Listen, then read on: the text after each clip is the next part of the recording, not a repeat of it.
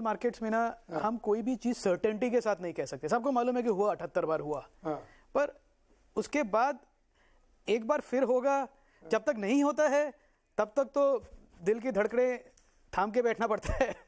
तो और जैसा गौतम ने कहा कि पोजीशनिंग भी फिर इन्वेस्टर्स की, लार्ज इंस्टीट्यूशनल इन्वेस्टर्स की भी रहती है कि भाई अगर है सरप्लस तो रुक जाते हैं, थोड़ी देर देख लेते हैं, अगर एक्सट्रीम वॉलेटिलिटी आई उसमें चले जाएंगे। पर एक सर्टेनिटी है इस आउटकम की, जस्ट दैट कि अब 15 दिन तक मार्केट में वॉलेटिलिटी रहेगी, हर रोज नई न्यूज़ आएगी। बंदर बाट का खेल है जैसे पॉलिटिकल पार्टीज में, गिव एंड टेक का। वो कोई कहेगा मैं अप्रूव करूंगा पर इसके बदले मुझे ये चाहिए, तो वही चल रहा है। अब वो कब सल्टेगा, किस फॉर्म में सल्टेगा। और एक और चीज़ है कि अगले साल इलेक्शन ईयर है, तो उस इलेक्शन ईयर में कोई भी सरकार नहीं जाना चाहेगी ये कहते हुए कि हमारी तो डेट सीलिंग ही नहीं मैनेज कर पाए हम। और एनीवे वो डेट सीलिंग इतनी फिस्कली इररिस्पॉन्सिबल हो गई है कि अब वो क्या है उसका भी मुझे समझ नहीं आता। क्या मतलब है, हर बार प्रॉमिस करते हैं अगली बार नहीं बढ़ाएंगे, जितना है उसी में मैनेज कर लेंगे। आप फ्री में इतनी सर्विसेज चला रहे हैं, एजुकेशन लोन बांट रहे हैं, जी बिल्कुल, टेंट पॉलिटिक्स चल रही है, हेल्थ केयर आपका चल रहा है, हेल्थ केयर में जो मेडिकेट बोलते हो वहाँ खूब कर रखा है। तो आप पॉलिटिक्स की वजह से कर रहे हैं तो फिर हर साल डेट सीलिंग का झंझट खड़ा ही होगा। तो वही है, तो वो आई थिंक बड़ा इशू इसमें नीरज जी ये है कि ये तो हो जाएगा, पर कहाँ पे जाके ये प्रिंटिंग ऑफ करेंसी रुकेगी। मतलब कोई पार्टी है, कोई लीडर है जो फिजिकली रिस्पॉन्सिबल आएगा, जो कहेगा कि भाई बहुत हो गया, अभी थोड़ा संभालें इसको। आई थिंक वो बड़ा इशू है मार्केट्स के लिए ओवर नेक्स्ट 3-4 ईयर्स।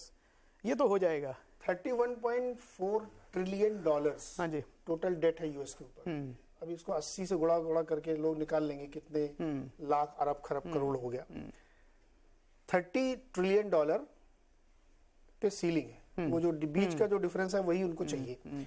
तो इसके सुनील सर ये बताइए कि क्या वाकई ये बहुत एक सीरियस इशू है क्या, हम लोग ये सब जानते हुए भी, और इसकी वजह से मार्केट में क्या ना बड़ा ऊपर नीचे हो रहा है, अनसर्टेनिटी है।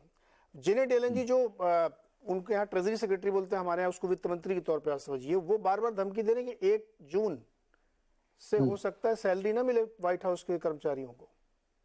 करेक्ट, नहीं ये डेफिनेटली मुसीबत है ये। और समझिए कि ये चीज ऐसी होती है कि यूएस एक जीरो डिफॉल्ट कंट्री माना जाता है। तो यूएस के लिए, यूएस के बाहर से जो भी ट्रेजरी में निवेश करते हैं, जैसे इंडिया के फॉरेक्स रिजर्व, चाइना के फॉरेक्स रिजर्व, वो भी लेंड कर रहे हैं ना। तो ये यूएस का जो स्पेंडिंग होता है, ऑलवेज यूएस को माना जाता था कि ये अलग जिस्म की कंट्री है, कभी डिफॉल्ट नहीं होगी। मगर रियलिटी ये है कि अनलाइक इन इंडिया, जहां पे एक गवर्नमेंट की नौकरी में कभी आप डिफॉल्ट नहीं कर सकते हैं payment of salary to government employee, पर अमेरिका में ऐसा नहीं है। वो एक कैपिटलिस्ट कंट्री की तरह इवन कॉन्ट्रैक्ट लेबर है, उनके व्हाइट हाउस के लेबर भी कॉन्ट्रैक्ट लेबर है। तो पिछली बार ओबामा के टाइम में भी हुआ था कि 2-3 महीने के लिए तनख्वाह नहीं मिली थी उनको, बहुत टेंशन में हुआ था। तो ये नेचुरली आज जो स्थिति है यूएस का, क्योंकि ये रशिया चाइना जुड़ रहे हैं, इंडिया रशिया ऐसे देश भी डॉलर में अपना रिजर्व्स को शिफ्ट कर रहे हैं, तो यूएस उतना स्ट्रांग मजबूत सिचुएशन में नहीं है जो से डिकेड पहले था। ये 78 बात की बात कर रहे हैं ना, आज यूएस उतना स्ट्रांग नहीं है।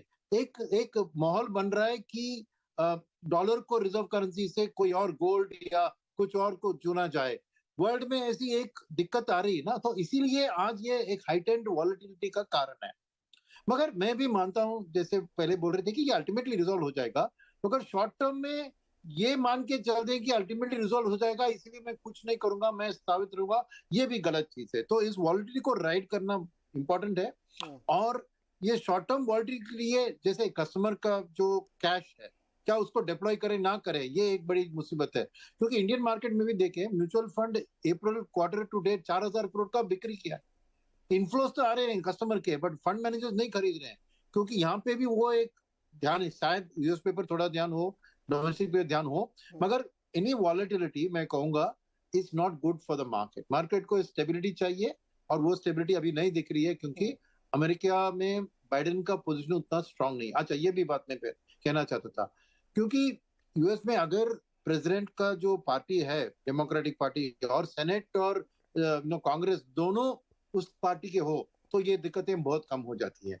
अगर ऑपोजिशन पार्टी को एक मेजोरिटी मिलता है तो ये लॉबिंग, ये मेरे लिए ये करो, और हर दो इतने लॉबीज होते हैं, तो इलेक्शन जीतने के लिए वो लॉबी का पैसा भी जरूरत होता है। तो ये बहुत कॉम्प्लिकेटेड चीज है, बट नेचुरली वॉलेटिलिटी जारी रहेगी अनटिल दोनों एक गठबंधन में आते हैं कि ठीक है आप ये कंसेशन दो, ये कंसेशन दो, हम डेट सीलिंग को अप्रूव करेंगे।